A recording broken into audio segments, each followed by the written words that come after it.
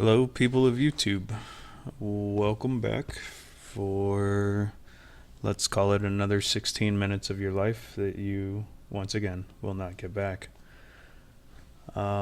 This is the start of the wings. For me personally, I'm choosing to start with the ailerons. I know through looking at other people's research and the mistakes that they made, I understood that it's very tough to build when it just shows you the left versus also trying to figure out how to do the right aileron. So I decided to start with the ailerons instead of the flaps because I also know that people were having a whole lot of trouble with warping of the flaps, and so I figured if the ailerons are a little bit easier, that would be great. I don't honestly think it turned out that way, and I did have a lot of trouble initially keeping track of what was right aileron versus what was left aileron. Eventually, I'll try and point it out in the video here, but eventually I just stopped everything I was doing, went to the aileron attach section, which is, I think, section, maybe it's section 23. Yeah, section 23. And that gave me a good sense of what parts are right aileron versus left aileron. But anyways, there is a little bit of footage that was lost. I think some of the cutting of parts was lost due to my camera overheating and shutting down. I've got to find a different camera because I lost a third of my flaps videos just in it overheating. If anybody has any good suggestions, if you would put them down in the comments, that'd be great. But to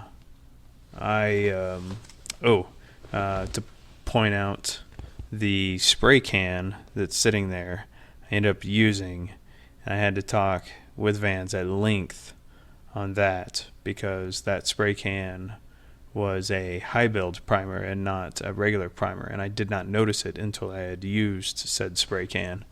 So anyways, Vans said it's totally fine. They said that some people will say that there's water that can collect in a high build primer. They looked up the specific one, the SEM. It was SEM something high build primer, and the person that I talked to said, no, you'll be okay. It's not going to trap water or anything like that. Carry on. So anyways, a few of the smaller, more intricate parts in the aileron were built with high build instead of just regular primer. So then I decided to go on ahead and just buy a can of primer, which you see sitting right there. And I'm going to start using the, I was using the PPG Pro Choice, the SEM sprays, especially when it's an HVLP gun, which I have reverted to using. HVLP gun with the SEM sprays exactly the same as that PPG, so I'm very happy that it's, and I looked up the MSDS sheet, it's dang near the same stuff. So I'm very happy that I found an alternative because PPG with COVID and all of that, and inflation, the prices just went through the roof on the PPG stuff. I was paying $20 a can. Now they want something like $36. So it was time to change. But yeah, anyways, here I'm constructing the counterbalance. You definitely need the longer drill bit for it, but other than that, it wasn't particularly troubling. I'm also using the online sheet for, or the online Adobe Acrobat plans because they have some good hints and tips in there. You will notice that you have to bend those front nose skins pretty hard to get the clecos in.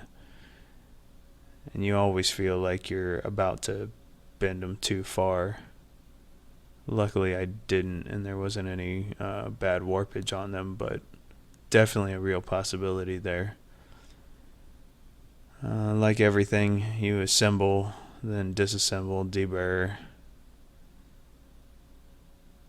And now we're getting on to the making up of the skins. As you can see, I've already primed the nose counterbalance and the main spar. And that was done with the rattle can. Everything else will be HVLP. And I think I actually have video of that.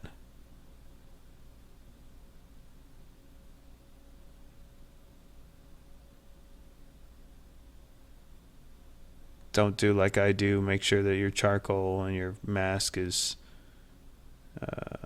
changed out before you use your respirator. I dealt with a headache all afternoon after spraying that stuff because my charcoal filter had gone bad. I didn't notice the rip in the side of it. Like I said, you can see I'm dimpling the main ribs there. I don't have video of those being cut because the camera overheated. And honestly, I've been trying to take the dimpling out of most videos. It's boring stuff. You're not going to really get anything from it.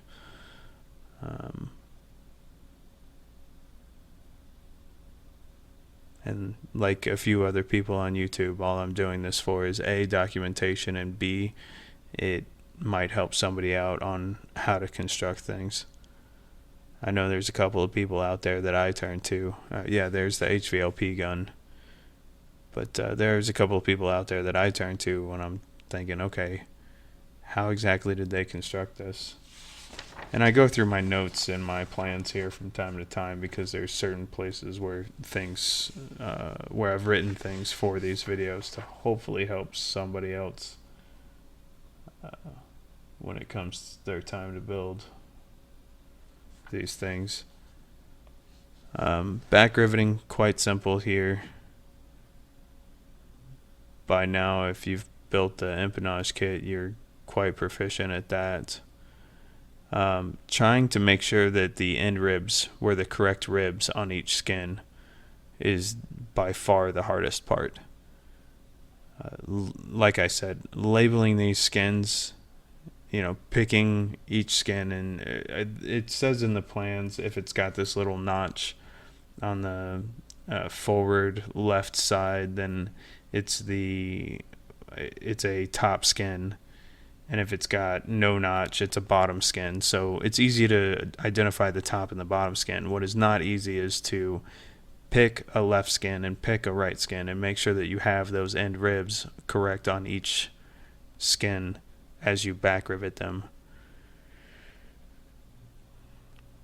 So somewhere in there in the last minute or so, I was just literally walking around looking at what part should go where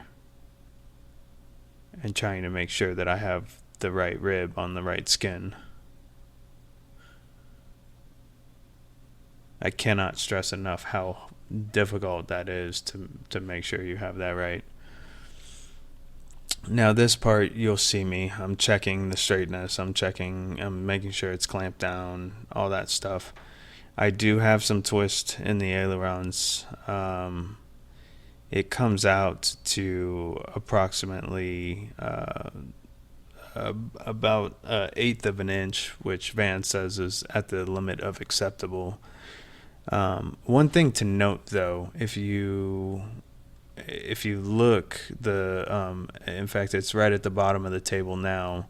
That kind of triangular type area where the rib meets another triangular type piece.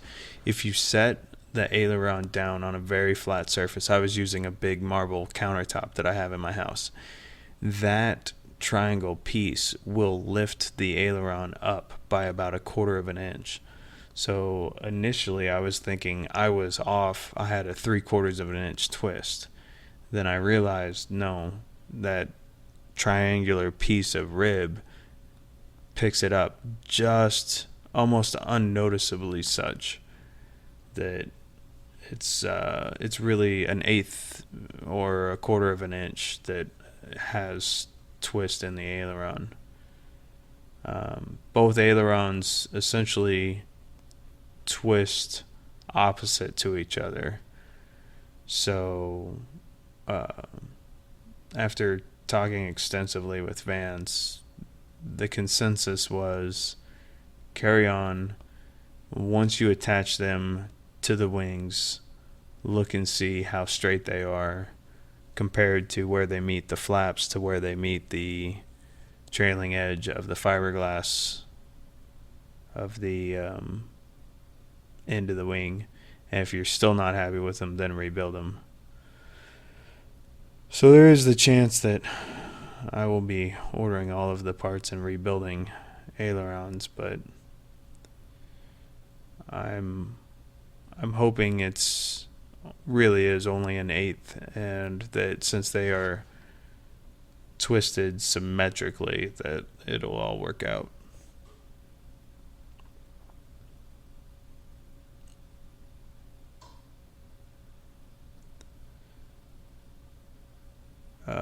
To note, I wish I would have screwed these holders into the bases of wood. It would have been a lot more useful. I did that on the flaps, and it essentially gave me something that I could press against when it went to riveting. I didn't realize how much leverage that would allow me. If I were to do it again, I would screw those U pieces of wood into their bases so that I could then clamp it to the table and have something more sturdy.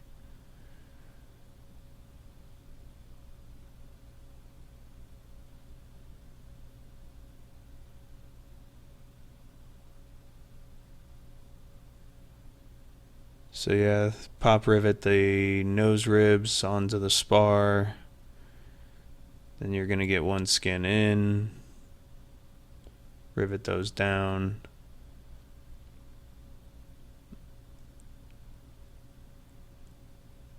I have no idea what I'm doing there. Oh, I'm just preparing a straight edge. Gotcha. This is my favorite thing for getting the trailing edge straight, is just an L piece of an aluminum. I did the same thing on the flaps. The flaps are straight as an arrow on their trailing edge.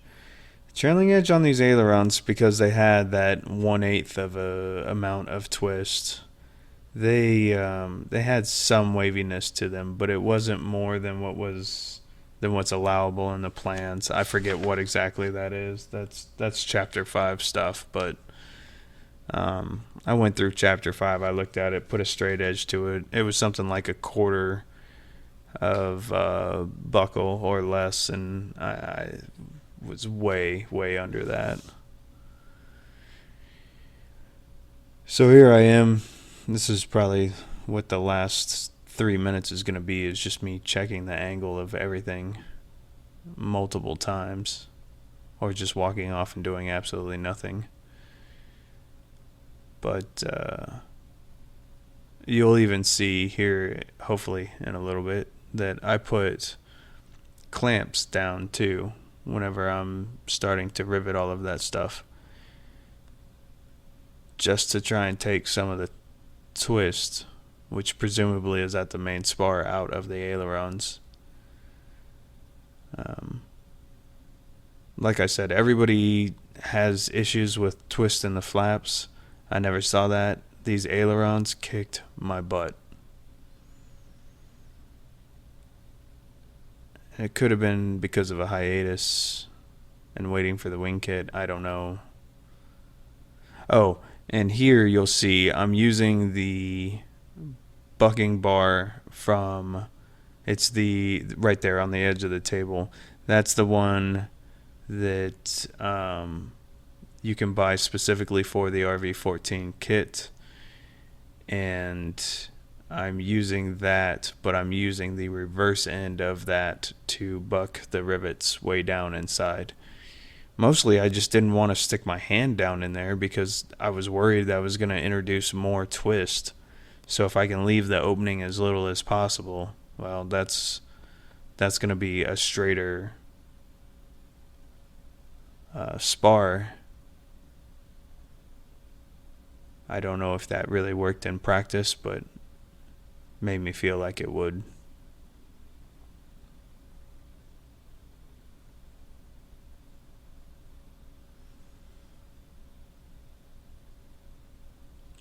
I still use the 3M tape. I know a lot of people like to pro seal the trailing edges.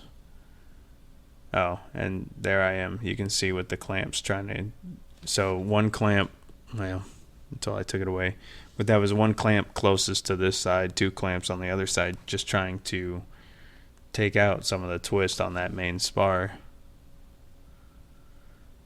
I think I dropped it from about 1/2 inch to 1/8. Maybe as much as 1/4, but again, we'll have to see when they're attached.